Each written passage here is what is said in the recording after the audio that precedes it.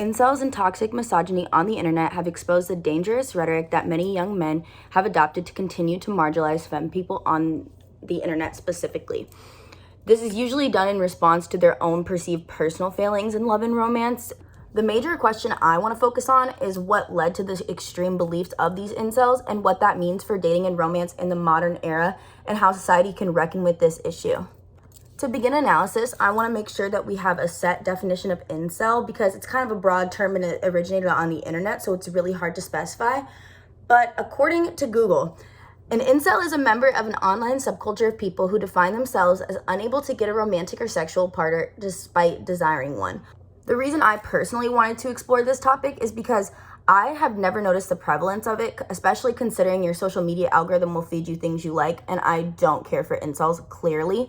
However, I had posted a TikTok and it ended up on, I guess, incel side of TikTok or just misogynistic side of TikTok, and a lot of the comments I had gotten really made me think. I had posted a silly little video just for my friends talking about how if I have a crush on somebody, I can usually get them, nothing gendered, nothing like that. It was a joke. I was not being serious. However, I don't really think the people who saw the video understood my humor. Cat Hat with no profile picture commented, "Until you try to get married and you slip up and tell your possible husband something like this and he realizes you have 50 plus bodies," meaning people that you've slept with. Another one of my personal favorites was, "Guys haven't been hugged in 11 years and will follow anything that compliments them equals I got mad game." To dive deeper into the origins of these incelic, I guess you would say, communities, I wanted to look at the article that we read in class, How Men Burn Out. I thought this piece was fitting because it is from a man addressing toxic masculinity and gender roles and how that affects them, and I think that's the main focus of these incels' rhetoric. A few quotes that I thought were really relevant was, "Even as gender roles seem increasingly flexible and open to revision, we are still a society where men attempt to prove their manhood through performance at work, and I couldn't do my job." I chose this quote because I think that men not only base their masculinity and performance at work, but also in their romantic and social relationships. The cynical attitude's also another important thing to note because that's something you'll commonly see on these threads is they, like I said earlier, they try and justify their rhetoric by being common sense based because it's detached from emotion. However, it's not common sense based, it's just emotionless. While I believe the author made good points, I do have some issues with this kind of rhetoric. For one, it perpetuates the role of a man as a victim to societal structure, which I guess you could say is partially true, but who isn't a victim to societal structures? And men inherently are the least victimized, you could say. They have the most privilege when it comes to their social position. In her research, she analyzes different Reddit threads. Examples of these threads were men's rights, which consists of activists who believe that men are systemically disadvantaged in society, as I was just saying, men going their own way who abstain from relationships with women, and red pill theory, which is primarily pickup artists.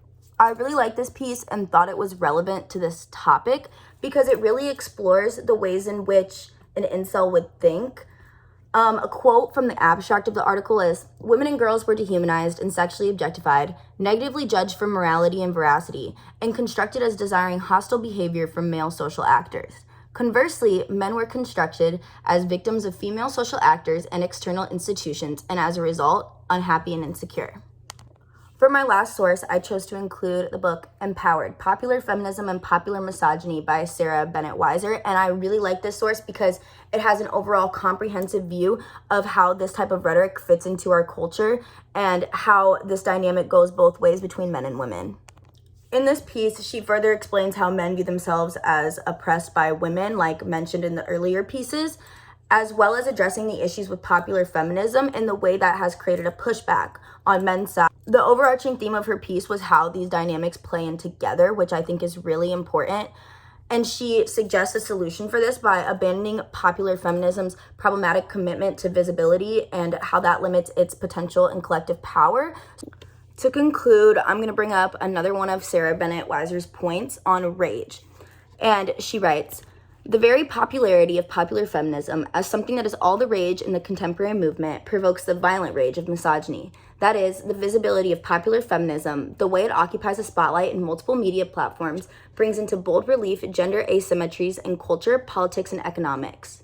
This focus, in turn, incurs a misogynistic reaction, marshaling the tropes of injury and capacity emanating from feminism and transforming these into specific injuries felt by men. Indeed, the transformation between these senses of rage, from all the rage to angry rage, maps out the funhouse mirror distortion that I have traced throughout this book. I think this topic is important as it explains a lot of the issues within modern day dating culture, specifically online dating, and the ways in which not only men are feeling disillusioned, but because of these type of people in society, it's hard for women to believe that any men wouldn't inherently be misogynistic unless they see it with their own eyes. Because if this is the rhetoric you see, how would you not believe that?